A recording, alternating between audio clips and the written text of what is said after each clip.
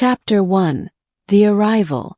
The sky above Earth shimmered with unnatural hues, violets bleeding into emeralds, flashes of gold rippling through the night. What had first appeared as a meteor shower quickly revealed itself to be something more. The world watched in awe and terror as a vessel unlike any seen before sliced through Earth's atmosphere and landed in the Mojave Desert with a thunderous quake. Ethan Cole, a 29-year-old geologist and occasional adventurer, had been tracking tectonic shifts in the area when the alien ship landed. Curious and cautious, he arrived at the site before any government response. The ground still sizzled with heat. The air smelled of ozone and burnt copper. The ship hissed open. Steam erupted in all directions. And then she stepped out. Tall and radiant, with shimmering silver skin and eyes that pulsed with an inner light, the alien princess made her entrance. Her name was Velexa, of the royal house Zarian of the planet Lisari Prime. She looked around the barren wasteland with disdain. "Primitive," she muttered, her voice sharp and crystalline. "This planet smells like decay." Ethan stepped forward, hand raised. I don't mean you harm. I just saw your landing." She glanced at him, barely amused. "You must be the dominant species." Yeah. That'd be us." Velexa burst into laughter. Not a joyful laugh, but cruel and cutting. "You're weak. Your bones are fragile, your skin tears at the slightest pressure, and you sweat like livestock. I've seen lesser creatures in our zoos." Ethan clenched his jaw but said nothing. He had heard arrogance before, but never like this. Still, something in her voice hinted at desperation beneath the scorn. "What are you doing here?" he asked. Velexa looked away.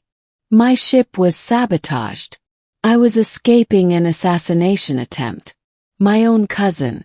We crash-landed here, and the ship's core is unstable. It will go critical in 72 hours. Then we better get you out of here," Ethan said. She narrowed her eyes. "Don't presume you can help me, human. I only require shelter while I summon a recovery beacon." "Good luck," Ethan said, turning. "The desert can be pretty unforgiving." She followed him anyway. Chapter 2. Into the Furnace. They trekked through canyons scorched by heat. Ethan led the way, navigating through rockfalls and sandstorms. Velexa hovered inches above the ground, a shimmering aura protecting her from the elements.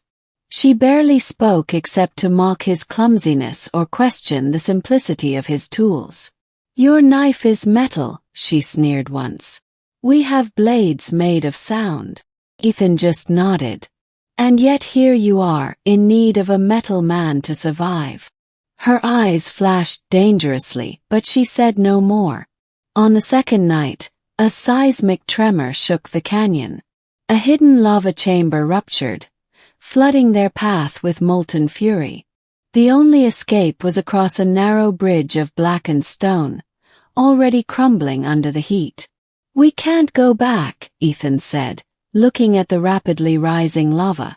Velexa studied the crossing. "My shield will fail before we reach the other side. I require an alternative." "You're not immune to lava?" Ethan asked, eyebrow raised. "No creature is. Even on Lisari Prime, we avoid molten terrain." Ethan nodded, wrapped his scarf tightly, and stepped closer to her. "I'll carry you." She blinked. "You must be joking." "I'm not. You couldn't carry a plasma rifle across this.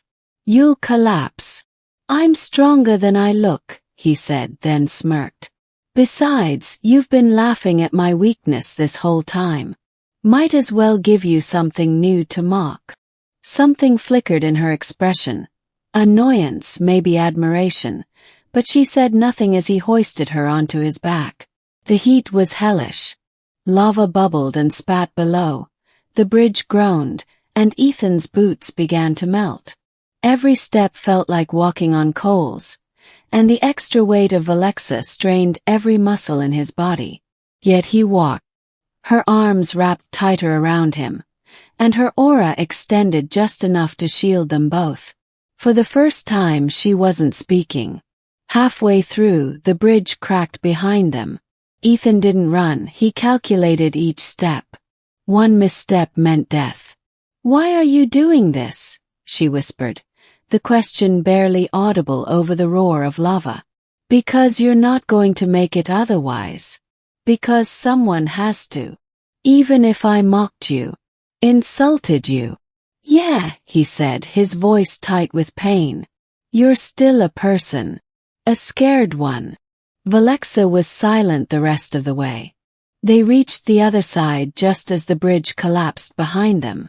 Chapter 3. Cracks in the Crown. They camped in a cavern that night, the air cool and damp. Ethan collapsed onto the ground, breathing heavily. His hands were blistered. Velexa watched him for a long time before speaking. "You defy expectation," she said. "Thanks," he muttered, sipping water. "I owe you my life." He looked at her. "You don't owe me anything. Just try not to laugh at every human you meet. Most are doing the best they can." She stood, regal even in exhaustion, and walked to him. "On Lissari, strength is valued above all. Mercy is weakness. Empathy is a liability. But you," she crouched beside him. "You carried me through death's jaws. And I ridiculed you." Ethan chuckled. "Apology accepted." "I did not apologize," she said. But her voice was gentler now. A low hum filled the cave. Velexa stood abruptly. "The beacon. It's responding. My people will arrive within a day." "Good," Ethan said. "You'll be safe." Her expression darkened. "Perhaps. Or perhaps I walk into another ambush. Then don't go alone. Bring someone with you. Someone who'd carry you across lava." She looked at him, genuinely considering. "Would you?" "I don't have a spaceship," he said. "But yeah, I'd go." Chapter 4. The Betrayal. Morning came with a roar of engines.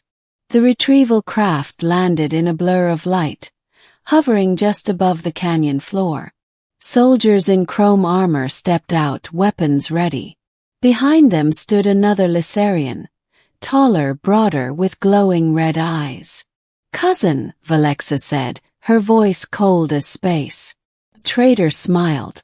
"Velexa, what a shame you survived." He raised a hand.